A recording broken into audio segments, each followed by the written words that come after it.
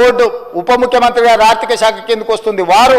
అదేవిధంగా మా cabinet sub committee chairman Uttam Kumar Reddy గారు వివిధ సందర్భాలలో చీఫ్ సెక్రటరీ గారితో సహా 12 సార్లు సమావేశాలు పెట్టి సమీక్షలు చేసి అధికారులకు సూచనలు చేసి ఒక పక్కడ్బందీ ప్రణాళికతోటి ఏ విధంగా అయితే జనాభాను మనం లెక్కిస్తామో ఆ రకంగా మొట్టమొదట ఇండ్ల వివరాలు సేకరించే కార్యక్రమం చేపట్టిన అధ్యక్ష.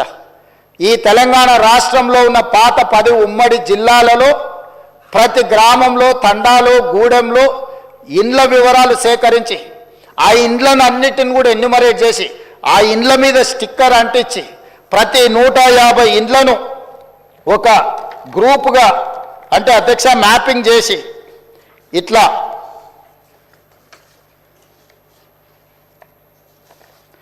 ప్రతి ఇంటిని కూడా ప్రతి ఇంటికి స్టిక్కర్ అంటించి ప్రతి 150 ఇండ్లను ఇట్లా మార్కింగ్ చేసి ఈ రకంగా 150 ఇండ్లను ఒక యూనిట్ కింద ఒక బ్లాక్ కింద గుర్తించి ప్రతి యూనిట్ని ఈరోజు నేను ఇంతకుముందు చెప్పినట్టు 94,000 పైచిలకు యూనిట్లుగా గుర్తించి వీటి ప్రతి ఏరియాకు ఒక్కొక్క ఎన్యుమరేటర్ని ఇచ్చేసి ఈ 150 ఇండ్లను రోజుకు 8 నుంచి 10 కంటే ఎక్కువ చేయకూడదు. ఎందుకంటే 10 కంటే ఎక్కువ చేస్తే వాళ్ళు తొందరపాటులో హడావిడిగా చేయాలన్న నిర్ణయంతో వాళ్ళు తప్పర్లు జరగడానికి అవకాశం ఉంటుందని చెప్పి వివిధ డిపార్ట్మెంట్లకు సంబంధించిన వాళ్ళు teachers, agriculture extension officers, anganwadi teachers, IKP ఏపీఎంలు, bill collectors and assistant bill collectors, ward officers, Indira Kranti పథకం book keepers, chairman, environment engineers, Panchayatiraj secretary, junior assistant, record assistant, typist, work inspector ఇట్లా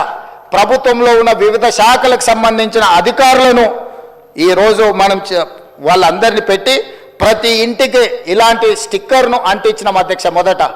మొదటి 3 రోజులు ఈ రాష్ట్రంలో ఉన్న అన్ని గృహాల యొక్క వివరాలను సేకరించి ఆ వివరాలన్నిటిని కూడా ప్రతి ఒక్కరి ఇంటికి ఇట్లా స్టిక్కర్ అంటించి ఫస్ట్ ఇండ్లను గుర్తించడం జరిగింది అధ్యక్ష. ఆ తర్వాత ప్రతి ఇంటికి మన ఎన్యుమరేటర్లు వెళ్ళి ఇట్లాంటి అప్లికేషన్లు తీసుకెళ్ళి అధ్యక్ష ప్రతి ఒక్కరి వివరాలు వాళ్ళందరితో సేకరించి 8 పేజీలల్లా అక్కడికి వెళ్ళి వాళ్ళతో మాట్లాడి వాళ్ళు ఇచ్చిన సమాచారాన్ని తీసుకొని వాళ్ళ సంతకాన్ని కూడా కుటుంబ యజమాని పేరు మొబైల్ నెంబర్తో సహా సంతకం వాళ్ళు తీసుకొని ఎన్యుమరేటర్ సంతకం తీసుకొని సూపర్వైజర్ సంతకం తీసుకొని ఈ రకంగా సమాచారాన్ని 8 పేజీలలో పూర్తి వివరాలతో కూడుకున్న వాళ్ళ పేరు, తండ్రి పేరు, వాళ్ళ కులము, వాళ్ళ ఆర్థిక స్తోమత, వాళ్ళ విద్య, గతంలో ప్రభుత్వం నుంచి ఏమైనా పథకాలలో లబ్ధి పొందినరా, గతంలో రాజకీయ పరమైన రిజర్వేషన్లు ఏమన్నా పొందినరా, ఇట్లా పూర్తి స్థాయిల వివరాలతోటి ఆ కుటుంబం యొక్క వివరాలు తీసుకున్నాం అధ్యక్ష. ఇవన్నీ మాన్యువల్గా సేకరించి 76,000 మంది డేటా ఎంట్రీ ఆపరేటర్స్ని పెట్టి ఏ ఎన్యుమరేటర్ అయితే 150 ఇండ్లకి వెళ్ళి చేసిండో అతనే డేటా ఎంట్రీ ఆపరేటర్ దగ్గర కూర్చొని ఒక్కొక్క పేజీ తీసి కంప్యూటరీకరణ చేపించి పూర్తిగా ఈ డేటానంతా కూడా 76,000 మంది డేటా ఎంట్రీ ఆపరేటర్లు 36 రోజులు కష్టపడి ఈ మొత్తం అంతా కూడా క్రోడీకరించింది అధ్యక్ష. ఇంత పకడ్బందీగా ఇందులో ఉండే పని చేసే వాళ్ళకు కూడా ఉద్యోగస్తులకు కూడా వాళ్ళకు ఒక బుక్లెట్ అధ్యక్ష. రాష్ట్ర స్థాయిలో ఎన్యుమరేటర్లకు శిక్షణ ఇచ్చినాం, ఆ తర్వాత జిల్లా స్థాయిలో సూపర్వైజ్ చేసే వాళ్ళకి శిక్షణ ఇచ్చినాం, ఆ తర్వాత మండల స్థాయిలో పనిచేసే వాళ్ళకి ఇచ్చినాం, ఆ తర్వాత ప్రతి 150 ఇండ్లకు వెళ్ళే వాళ్ళకు కూడా శిక్షణ ఇచ్చి ఎక్కడ తప్పు జరగకుండా ఎలాంటి ఇబ్బంది జరగకుండా వాళ్ళకు ఒక బుక్లెట్ ఇచ్చి ఒక మాన్యువల్ అంటే గైడ్ లైన్స్ లాగా ఒక పుస్తకం ఇచ్చి అధ్యక్ష వాళ్ళందరినీ కూడా వాళ్ళకి శిక్షణ ఇచ్చి ప్రభుత్వం పకడ్బందీగా వీళ్ళందరినీ కూడా వినియోగించుకున్నప్పుడు వాళ్ళందరికీ కూడా జీతభత్యాలు ఇచ్చినాం అధ్యక్ష.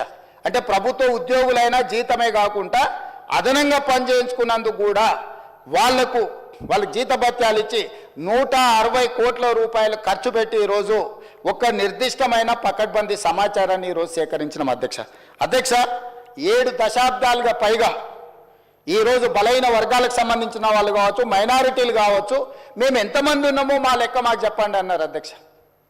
కనీసం మాకు నిధులు, మా రిజర్వేషన్లు లేకపోతే మా ఉద్యోగ ఉపాధి అవకాశాలలో మేము మా భాగం అడగాలి అని అంటే కనీసం మా లెక్క తేల్చండి అని అంటే ఎవ్వరు కూడా వాళ్ళ మొలకించిన వాళ్ళు లేరు అధ్యక్ష. అందుకే ఈరోజు ఈ ప్రభుత్వం స్పష్టంగా నిర్ణయం తీసుకొని ఇది ఒక చారిత్రాత్మకమైన నిర్ణయం. రేపు సమాజం యొక్క అభివృద్ధికి ఇది ఒక దిక్సూచిగా, ఒక మోడల్ డాక్యుమెంట్గా మారుతుందని చెప్పి ఈరోజు ఒక పకడ్బందీ ప్రణాళికతో చర్య తీసుకున్నాం అధ్యక్ష. అందుకే ఈరోజు కమిషన్ ఇచ్చిన నివేదికను క్యాబినెట్ సబ్ కమిటీ స్వీకరించి ఈరోజు ఉదయం క్యాబినెట్లో దాన్ని చర్చపెట్టి క్యాబినెట్లో ఆమోదింపజేసి ఈరోజు ఈ సభలో ప్రకటన చేస్తున్నాం అధ్యక్ష. ఎందుకంటే దీనికి పూర్తి స్థాయిలో చట్టబద్ధత కల్పించాలి. రేపటి నుండి ఈ నివేదిక రాష్ట్ర ప్రభుత్వం అమలు చేయబోయే సంక్షేమ పథకాలకు, అదేవిధంగా అభివృద్ధి కార్యక్రమాలకు, ఉద్యోగ ఉపాధి అవకాశాలకు, రాజకీయ వాళ్ళ అవకాశాల కోసం ఈరోజు ఈ నివేదిక పనిచేయాలన్నది ప్రభుత్వం యొక్క లక్ష్యం అధ్యక్ష. అందుకే ఈరోజు 46.25% ఉన్న బీసీలు, ఏబిసిడి, అదేవిధంగా ఈ గ్రూప్లో ఉన్న ముస్లిం మైనారిటీ బీసీలు ఏదైతే 10.08 ఉందో, మొత్తం 56% పైగా ఉన్న బీసీలు అందరికీ కూడా ఈ రాష్ట్రంలో సముచితమైన గౌరవము, స్థానము కల్పించాలన్న ఆలోచనతోటి ఈరోజు ఈ ప్రభుత్వం ఈ నిర్ణయం తీసుకొని ముందుకు వచ్చింది అధ్యక్ష. కాబట్టి ఈ సభలో సభ్యులందరినీ ప్రభుత్వం ఒక మంచి కార్యక్రమాన్ని తీసుకొచ్చి ప్రజలకు అందుబాటులో పెట్టినందుకు ఈరోజు అందరూ సభలో ఉన్న వాళ్ళందరూ కూడా ఈ ప్రభుత్వాన్ని రాజకీయాలకు అతీతంగా అభినందించాల్సిన అవసరం ఉన్నది. మంత్రివర్గ ఉపసంఘాన్ని, అదేవిధంగా అధికారులు, అదేవిధంగా సూపర్వైజ్ చేసిన వాళ్ళు, ఎన్యూమరేటర్లుగా పనిచేసిన వాళ్ళు రాత్రి మగళ్ళు కష్టపడి ఇది ఒక దిగ్విజయమైన కార్యక్రమంగా, దేశానికే ఆదర్శంగా నిలబడే ఒక కార్యక్రమాన్ని, ఒక బాధ్యతను నెరవేర్చింది. కాబట్టి ఈ తమరి ద్వారా సభలో ఉన్న సభ్యులందరినీ ఈ మొత్తం కార్యక్రమంలో పాల్గొన్న వాళ్ళని అందరినీ కూడా అభినందించాల్సిందిగా కోరుతున్నా. మీరందరూ పెద్ద ఎత్తున చప్పట్లతో వాళ్ళందరినీ అభినందించాలని తెలియజేస్తూ తమరి దగ్గర సెలవు తీసుకుంటున్న అధ్యక్ష. గౌరవ మంత్రివర్యులు పొన్నం ప్రభాకర్ గారు. అధ్యక్ష, ఈరోజు ఇప్పుడే గౌరవ ముఖ్యమంత్రి గారు ప్రవేశపెట్టినటువంటి ఈ యొక్క నివేదిక, నిర్ణయం నుంచి నివేదిక 4వ తారీఖు ఫిబ్రవరి 2024 నాడు క్యాబినెట్ నిర్ణయం తీసుకుంటే, తిరిగి 4వ తారీఖు ఫిబ్రవరి 25 నాడు శాసనసభలో నివేదిక రూపంలో ప్రవేశపెట్టినటువంటి ప్రభుత్వం, దీనికి సంబంధించి సహకరించిన ప్రతి ఒక్కరికి కూడా, ఎందుకంటే నిర్ణయం తీసుకొని కార్యక్రమం క్షేత్రస్థాయి దాకా పోయి పర్యవేక్షణ చేస్తూ అనేక రకాలుగా ఒడుదుడుకులు ఎదుర్కొంటూ ఈ కార్యక్రమం కొనసాగింది అధ్యక్ష. ఇప్పుడే గౌరవ ముఖ్యమంత్రి గారు చెప్పిన ఈ కార్యక్రమం 1931 స్వాతంత్రంకు ముందు ఇటువంటి సమాచారాన్ని సేకరణ జరిగితే దాని తదుపరి ఏ బలహీన వర్గాలకు సంబంధించిన వాళ్ళు ఉన్నారో వాళ్ళంతా కూడా మేమెంతో మాకంత ఉండాలి అసలు సమాచారం అని కులాల లెక్కలేక రకరకాల ప్రభుత్వాల ఇష్టాప్రకారంగా పథకాలు వచ్చేటువంటి అధ్యక్ష. కానీ ఎప్పుడైతే భారత్ జోడో యాత్రలో రాహుల్ గాంధీ గారు దేశం మొత్తం తిరిగినప్పుడు చాలా వర్గాలకు అసలు ప్రాతినిధ్యమే లేదు, చాలా వర్గాలకు సంబంధించినటువంటి అవకాశాలు రావాలంటే ఎవరెంతో వారికంత తెలవాలి, వారికంత రావాల్సిందే అనేటువంటి నినాదం ఇచ్చి ఎన్నికల్లో చెప్పడం జరిగింది అధ్యక్ష. మేము కూడా తెలంగాణ ప్రదేశ్ కాంగ్రెస్ తరఫున manifesto committee chairman Sridhar Babu గారి నాయకత్వంలో ఆ రోజు కామారెడ్డి డిక్లరేషన్ కమిటీ, బీసీ డిక్లరేషన్కి సంబంధించి చైర్మన్గా ఉండి మేము బలహీన వర్గాలకు సంబంధించి స్పష్టంగా మేనిఫెస్టో, జనరల్ మేనిఫెస్టోతో పాటుగా మా మేనిఫెస్టోలో పెట్టడం జరిగింది. ఈ కుల సర్వేకు సంబంధించి మా ప్రభుత్వం కట్టుబడి ఉందని చెప్పిన అధ్యక్ష. 4వ తారీఖు నాడు క్యాబినెట్ అయింది. 16 నాడు ఇదే సభలో అందరి గౌరవ సభ్యుల సహకారంతో ఈ యొక్క తీర్మానం చేసుకొని పార్లమెంట్ ఎన్నికల తర్వాత ప్రత్యేకమైనటువంటి కార్యక్రమాల ద్వారా ప్లానింగ్ డిపార్ట్మెంట్, తెలంగాణకు సంబంధించినటువంటి ప్లానింగ్ డిపార్ట్మెంట్ చీఫ్ సెక్రటరీ గారి ఆధ్వర్యంలో, సందీప్ సుల్తాన్ గారి ఆధ్వర్యంలో ఈ యొక్క కార్యక్రమాన్ని 1,00,000 పైన ప్రభుత్వ ఉద్యోగులను, బయటి వాళ్ళనో లేకపోతే ఇంకోవరికి సంబంధించిన సమాచారం కాక ఇది ఒక ప్రభుత్వ ఉద్యోగులను వాడుకొని సమాచారాన్ని సేకరించిన అధ్యక్ష. నేను ఈ యొక్క సభలో ఇక్కడ ఉన్నటువంటి ఇంతకుముందు గౌరవ ముఖ్యమంత్రి గారు కోరినట్టుగా పెద్దలందరినీ కోరుతా ఉన్నా. 1931 నుంచి సమాచారం లేదు, ఇలా సమాచారం వచ్చింది. సమాచారానికి సంబంధించి ఇంకా ఏదైనా సరిచేయాల్సిన అవసరం ఉంటే, ఇంకా ముందుకు పోవడానికి బలహీన వర్గాలకు సంబంధించిన న్యాయం చేయాలనుకుంటే దయచేసి సలహాలు, సూచనలు చెప్పండి. తెలంగాణ ప్రభుత్వ బలహీన వర్గాల శాఖ మంత్రిగా ప్రభుత్వం సంబంధించి వాటన్నిటినీ బలహీన వర్గాల సంక్షేమం కొరకు తీసుకొని పోతాం. దయచేసి దీన్ని కూడా ప్రతిదీ రాజకీయం చేసినట్టుగా బలహీన వర్గాల ఆకాంక్ష ఇది. నేను ఇక్కడి నుంచి ఈ వేదిక నుంచి కోరుతాను, తెలంగాణ బలహీన వర్గాల నాయకత్వం ప్రతి జిల్లాలో కూడా ఇవాళ ఒక స్వేచ్ఛగా భవిష్యత్తు కార్యక్రమాలను జరుపుకుంటామనేటువంటి ఒక ఆకాంక్ష వెలుపుచ్చాల్సిన అవసరం ఉంది. సంఘాలు కానీ మేధావులు కానీ ఇది గత కాలంగా చాలా కాలంగా డిమాండ్ చేస్తున్న వాళ్ళంతా ఇలా ఒక డిమాండ్ నెరవేరింది. సభలో చట్టబద్ధత ద్వారా లేకపోతే ఆ రోజు తీర్మానం చేసినా కూడా అడిగినారు ఏం చట్టబద్ధత ఇలా కార్యక్రమం నిర్వహించుకొని ముందుకు వచ్చిన సందర్భంగా మేము ఒకటే అడుగుతాను, అందరూ కూడా దయచేసి ఈ యొక్క జనాభా వచ్చినటువంటి సమాచారాన్ని తీసుకొని భవిష్యత్తులో ఆయా వర్గాలకు ఎటువంటి న్యాయం చేయాలి, ఏం జరగడానికో ముందుకు తీసుకొని పోదాం. ఇవాళ చాలా మంది అంటారు ఇవాళ చాలా బలహీన వర్గాలకు సంబంధించి ఒక మంచి రోజు అంటారు. ఈ రోజు నుంచి ప్రారంభమైంది శకం భవిష్యత్తు వాళ్ళ అభ్యున్నతికి సంబంధించి. ఈ ప్రభుత్వంతో పాటుగా భవిష్యత్తులో ఎక్కడైనా ఏడైనా ఈ దేశానికి రోల్ మోడల్గా తెలంగాణ ప్రభుత్వం తీసుకున్నటువంటి యొక్క సమాచార సేకరణ బరాబర్ తెలంగాణ రాష్ట్ర యొక్క తీసుకున్నటువంటి కార్యక్రమం యావత్ దేశంలో నిన్న కూడా గౌరవ ఫ్లోరం లీడర్ రాహుల్ గాంధీ గారు పార్లమెంటు వేదికగా చెప్పినారు తెలంగాణ ప్రభుత్వం తీసుకుంటున్న చర్యల్ని.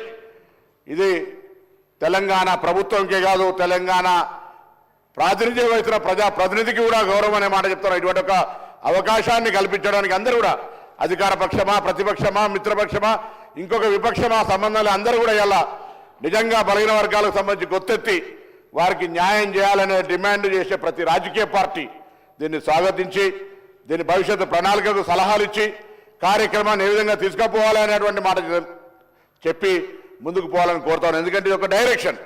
ఇలా నిర్ణయం నుంచి నివేదిక వచ్చిన తర్వాత ముందుకు పోవడానికి తీసుకునే రోడ్ మ్యాప్కు సంబంధించి సభలో చర్చకు పెట్టడం జరిగింది. దీని ద్వారా రోడ్ మ్యాప్ నిర్ణయించినట్టయితే భవిష్యత్తులో అందరికీ ఒక మంచి మార్గదర్శనం దొరుకుతుంది. ఈ సభ తెలంగాణ వ్యాప్తంగా ఎదురు చూస్తున్నటువంటి బలహీన వర్గాలందరికీ కూడా ఒక అవకాశం ఇచ్చినట్టు అధ్యక్ష. నేను 1986 మురళీధరరావు కమిషన్ వచ్చినాడు విద్యార్థిని అధ్యక్ష. నా మాజీ బీసీ వెల్ఫేర్ మినిస్టర్ కమలాకర్ గారు, ఇప్పుడున్న కేంద్ర మంత్రి బండి సంజయ్ గారు కరీంనగర్ సంబంధించి అందరం కూడా ఆనాడ కమిషన్ మూవ్మెంట్లో పాల్గొని నినదించినటువంటి వాళ్ళం. ఇవాళ శాసనసభ్యులుగా ప్రభుత్వంలో ఉన్నటువంటి వాళ్ళందరం కూడా ఇది ఒక చట్టం ఒక సేకరణ సమాచార సేకరణ జరిగి భావి తరాలకు న్యాయం జరగడానికి ఒక ప్రతినిధిగా బలహీన వర్గాల ప్రతినిధిగా ఇవాళ మా ప్రభుత్వం ఇచ్చినటువంటి అవకాశాన్ని చూసి ఈ కార్యక్రమం చేపట్టడం అంటే జీవితంలో ఒక గొప్ప కార్యక్రమం అనే మాట ఈ సందర్భంగా మనం దీనికి సంబంధించి మా నాయకుడు రాహుల్ గాంధీ గారు కానీ గౌరవ ముఖ్యమంత్రి గారు కానీ ఉప ముఖ్యమంత్రి గారు కానీ కమిటీ చైర్మన్గా మాకు మార్గదర్శకత్వం చేసినటువంటి ఉత్తమ్ రెడ్డి గారు కానీ సహచర మంత్రులు కానీ గౌరవ ప్రతిపక్ష నాయకులు కానీ ఇతర రాజకీయ పార్టీల నాయకులందరూ కూడా ఒక బలహీన వర్గాల మధ్య ధన్యవాదాలు తెలియజేస్తా ఉన్నా. దయచేసి భవిష్యత్ సంబంధించి కొత్త చెప్తా ఉన్నారు, రకరకాల పత్రికలు చూస్తా ఉన్నాం. వాస్తవంగా 1931కి ముందు తర్వాత ఎక్కడ కూడా బీసీలకు సంబంధించిన లెక్క లేదు అధ్యక్ష. చాలా మంది చెప్తున్నారు గతం కంటే తక్కువ ఉంటే, గతం కంటే తక్కువ ముచ్చటకు రానే రాదు. ఇప్పటివరకు లెక్కనే లేదు కదా. లెక్కనే లేనప్పుడు ఇలా జరుగుతున్న లెక్క రేపు కొలమానం అవుతుంది. దీనికి సంబంధించి ఎక్కడైనా ఇంకా భవిష్యత్తులో మళ్ళీ 5 సంవత్సరాలకు 10 సంవత్సరాలకు కులగణన జరిగే సందర్భంలో అటువంటప్పుడు తప్పకుండా మార్పు అవసరం అనుకున్నాడు. పెరిగిన జనాభా ప్రకారంగా వస్తుంది. ఇవాళ జరిగినటువంటి ప్రక్రియ ప్రతి ఇంటికి పోయి ఎవరైనా సహకరించకపోతే సహకరించి ఉండకపోవచ్చు, కానీ సహకరించిన ప్రతి వ్యక్తి దగ్గర వారిచ్చినటువంటి స్వచ్ఛంద సమాచారాన్ని తీసుకొని ఇవాళ ఇంత పెద్ద ఎత్తున ఒక నివేదిక తయారు చేసి 4 వాల్యూమ్స్గా సబ్ కమిటీకి సమర్పించినారు. సబ్ కమిటీ కేబినెట్ అప్రూవ్ చేసుకొని ఇవాళ సభ్యుల ముందు చూస్తారు. ఇంత పారదర్శకంగా న్యాయబద్ధంగా బలహీన వర్గాలకు న్యాయం చేయాలనే చిత్తశుద్ధి కాంగ్రెస్ పార్టీలో ఉంది కాబట్టి కార్యక్రమం తీసుకోబోతున్నాం అధ్యక్ష. 2011 సెన్సస్ ప్రకారంగా తీసుకున్నట్టయితే ఇవాళ 2025 ఈ యొక్క కుల సర్వేకి సంబంధించి తీసుకుంటే ఎందుకో కొంత అక్కడిక్కడ మాట్లాడుతున్న దానికి ముందే సరిచేసే ప్రయత్నం చేయడానికి నేను వాళ్ళంతా సహకరించమని కోరడానికి లెక్క చెప్తా ఉన్నాను అధ్యక్ష. 2011 జనరల్ సర్వేలో ఆనాడు తెలంగాణకు సంబంధించిన లెక్క తీస్తే 3,50,00,000 మంది ఉండరు అధ్యక్ష. ఇలా 3,70,00,000 మంది ఉండరు అధ్యక్ష. దానికి అనుగుణంగా కేంద్రం నుంచి అనేకమైనటువంటి జనాభా ప్రాతిపదికన దక్షిణ భారతదేశ ఉత్తర భారతదేశానికి సంబంధించిన లెక్క తీసుకుంటే కూడా మన ప్రాంతం అంతా కూడా దక్షిణ భారతదేశంలో కుటుంబ నియంత్రణకు సంబంధించి ఎక్కువ పాటించడంతో నేషనల్ యావరేజ్లో మనం తక్కువ ఉండి ఇలా 20 లక్షల జనాభా పెరిగింది. ఇంకా రాను తరుగుతున్న కొద్ది ఇంకా తక్కువైనటువంటి పరిస్థితి కుటుంబ నియంత్రణలో అవేర్నెస్ దక్షిణ భారతదేశంలో ఉన్నటువంటి విధానాల వల్ల ప్రక్రియ జరుగుతోంది అధ్యక్ష. తప్పకుండా ఇలా తప్పుడు లెక్క చెప్పే అవసరమే లేదు. ఇంత చిత్తశుద్ధిగా దాదాపు 160 కోట్ల రూపాయలు ఖర్చు పెట్టి 1,00,000 మంది ఉద్యోగులను ఉపయోగించుకొని మొత్తం ప్రభుత్వం 100% ఒక సచ్చీలతతోటి మంచి మనసుతోటి కాంగ్రెస్ పార్టీ విధానాన్ని తీసుకొని పోయింది అధ్యక్ష. నేను మళ్ళీ కోరుతా ఉన్నా, ఏదైనా అంశం ఉంటే తప్పకుండా మంచి సలహా ఇవ్వండి. డెఫినెట్లీ దాన్ని సానుకూలంగా తీసుకుపోయేటువంటి బాధ్యత. తప్పకుండా బలహీన వర్గాలకు నిజంగా న్యాయం జరగాలని అనుకుంటే, బలహీన వర్గాల వారికి ప్రభుత్వం భవిష్యత్తు కార్యక్రమం మంచి కార్యాచరణ తీసుకొని పోవాలనుకుంటే అన్ని రకాల సలహాలను స్వీకరించడానికి సిద్ధంగా ఉన్నాం. దయచేసి అందరినీ కూడా గౌరవ సభ్యులందరినీ హృదయపూర్వకంగా కోరుతా ఉన్నా. దీన్ని కూడా రాజకీయం చేసి నేను పొద్దున కూడా మాట్లాడుతుంటే, దయచేసి ఇది ఒక సున్నితమైన అంశం. చాలా కాలంగా ఆవేదనతోటి ఎంతో మంది మేధావులు, ఎంతో మంది ఉద్యమకారులు, విద్యార్థి నాయకులు ఈ అంశం గురించి ఉద్యమిస్తే ఇలా రాహుల్ గాంధీ గారి ఆలోచనకు అనుగుణంగా ఈ ముఖ్యమంత్రి రేవంత్ రెడ్డి గారు మిగతా అందరూ కూడా కలిసి ఎవరెంతో వారికంతా అనేది తెలవాల్సిందే. దాని కొరకు ఎటువంటి బేషిజం లేదు అనే ఆలోచనతోటి ఇవాళ ఈ కార్యక్రమం తీసుకోబడ్డది అధ్యక్ష. కాబట్టి దయచేసి సభాధ్యక్షులుగా మీరు దయచేసి ఇటువంటి సెన్సిటివ్ ఇష్యూను అందరికీ బలహీన వర్గాలకు న్యాయం జరగాలనే ఆలోచనతోటి ప్రభుత్వం ఒక కార్యాచరణ తీసుకుపోయే సందర్భంలో దీన్ని కూడా ఏదైనా అటువంటి మిగతా రాజకీయ అంశాలను సంబంధం లేకుండా బలహీన వర్గాలకు న్యాయం జరగాలి, ఒక రోడ్ మ్యాప్ రావాలి. రాబోయే కాలంలో సాంకేతికంగా ఎటువంటి పథకాలు వీళ్ళకి అందించాలి, ఏం చేద్దామనే దాని కొరకు ఆలోచన చేయాలని సందర్భంగా కోరుతూ మీ ద్వారా గౌరవ సభ్యులందరికీ ఈ కార్యక్రమం నిర్వహించిన ప్రతి ఒక్కరికి కూడా మరొకసారి, ఎందుకంటే ఒక ఉద్యమ బిడ్డగా ఈ బలహీన వర్గాలకు సంబంధించినటువంటి నినాదంతో బలహీన వర్గాలకు న్యాయం జరగాలనే ఆకాంక్ష నెరవేరుతున్నప్పుడు దానికంటే మించిన సంతోషం ఇంకోటి ఉండదు అధ్యక్ష. ఇవాళ తెలంగాణ వ్యాప్తంగా ఈ వేదిక ద్వారా, శాసనసభ వేదిక ద్వారా బలహీన వర్గాలందరూ కూడా ఇదొక మన మార్పుకు శ్రీకారం చుడుతున్న రోజుగా భావించుకొని అందరూ ఉత్సాహంగా కార్యక్రమాల లోపల ఉండాలని కోరుకుంటా ఉన్నాం. అందరూ ఈ కార్యక్రమాన్ని పార్టీలకు అతీతంగా ప్రతి ఒక్కరు బలహీన వర్గాల బిడ్డగా 10-20 సంవత్సరాల నుంచి ఇది కావాలి కావాలని అడిగిన వాళ్ళంతా ఇలా రావడాన్ని స్వాగతిస్తూ ఏదైనా ఇంకా అవసరం అనుకుంటే సలహా సూచనల రూపంలో ఏమని చెప్పి సందర్భంగా ఈ సభ వేదిక ద్వారా అందరినీ కూడా కోరుతూ బలహీన వర్గాలకు న్యాయం చేసినటువంటి ఈ ప్రభుత్వానికి హృదయపూర్వకంగా కూడా నేను అందులో భాగస్వామి అయినప్పటికీ కూడా ఇటువంటి ఒక గొప్ప నిర్ణయం తీసుకోవడం, చారిత్రాత్మక నిర్ణయం తీసుకోవడం, ఆ నిర్ణయంలో మంత్రిగా, సబ్ కమిటీ సభ్యుడిగా, ఆనాడు పార్టీ నాయకుడిగా, దీనికి సంబంధించినటువంటి డిక్లరేషన్ చైర్మన్గా ఈ రోజు నివేదికకు సంబంధించి ప్రభుత్వం ఇస్తున్న దాన్ని అమలు చేయడానికి సంబంధించిన కార్యాచరణలో భాగస్వామిగా సంతోషంతో నేను అందరినీ కూడా ఇటువంటి భాగస్వామ్యాన్ని పొందమని, ఒకవేళ ఎవరైనా అప్పుడు మేము చేయలేకపోతే అయ్యో దీనికి పేరు వస్తుంది దానికి పేరు వస్తుంది ఏం అవసరం లేదు, ఇది మన వర్గాలన్నిటికీ న్యాయం జరిగే కార్యక్రమం కాబట్టి ఆ వర్గాలకు న్యాయం చేయడానికి ఒక రోడ్డు మ్యాప్ని ఇచ్చే విధంగా సలహా సూచనలు ఇవ్వాలని గౌరవ సభ్యులందరినీ హృదయపూర్వకంగా కోరుతూ నమస్కారం చెప్తున్నా అధ్యక్షుడు. చాలామంది సభ్యులు ఈ కులగణన ప్రకటనపై మాట్లాడతామంటున్నారు, కానీ స్టేట్మెంట్ పైన చర్చ లేదు కదా, ఏం చేయమంటారు గౌరవ ఎల్ఏ మినిస్టర్ గారు?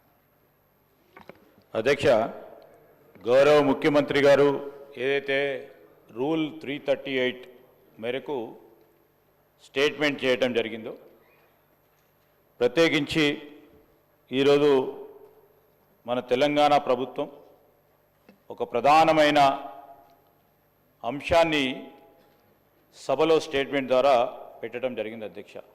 మీరు అనుమతిస్తే తప్పకుండా, ఎందుకంటే ఇది చాలా ప్రాధాన్యత గల అంశం. కొంతమంది సభ్యులు ఎవరైతే దీని విషయంలో మరి వారి అభిప్రాయాలను తెలియజేస్తారో తప్పకుండా మీ అనుమతితో మాకేమీ అభ్యంతరం లేదు అధ్యక్ష. ఒక్కొక్క సభ్యుడికి 5 నిమిషాల చొప్పున సమయం కేటాయిస్తున్నాను, కావున సభ్యులందరూ సహకరించవలసిందిగా కోరుతున్నాను. గౌరవనీయులు గౌరవ సభ్యులు శ్రీ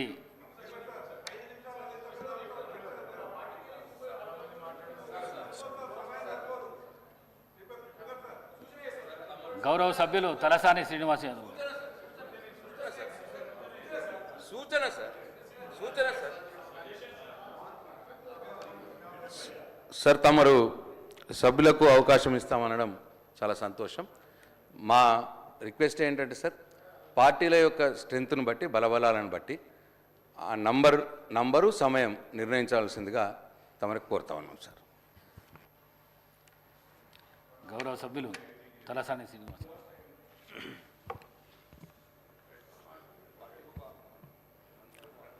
అధ్యక్ష, అవకాశం ఇచ్చినందుకు మీకు ప్రత్యేక ధన్యవాదాలు తెలియజేస్తాను అధ్యక్ష.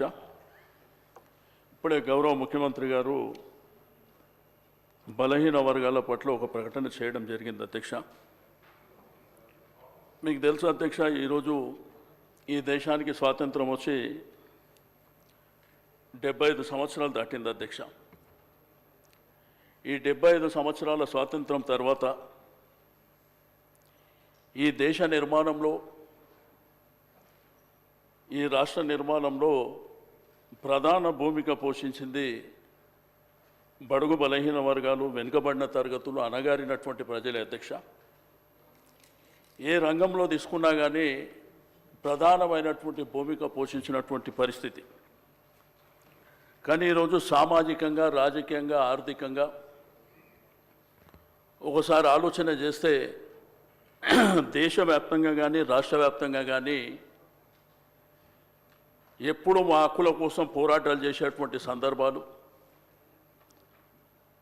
లేకపోతే మాకు ఇది కావాలి అని డిమాండ్లు చేయడమే తప్ప ఏ రోజు కూడా మాకున్నటువంటి సంఖ్యాపరంగా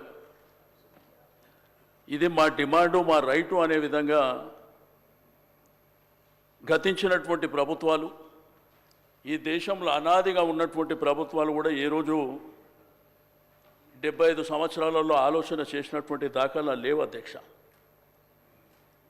మరి ఈరోజు ప్రవేశపెట్టినటువంటి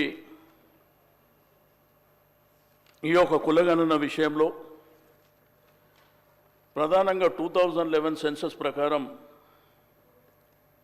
అప్పుడున్నటువంటి పాపులేషన్ 3,50,03,674గా చూపిస్తుంది అధ్యక్ష.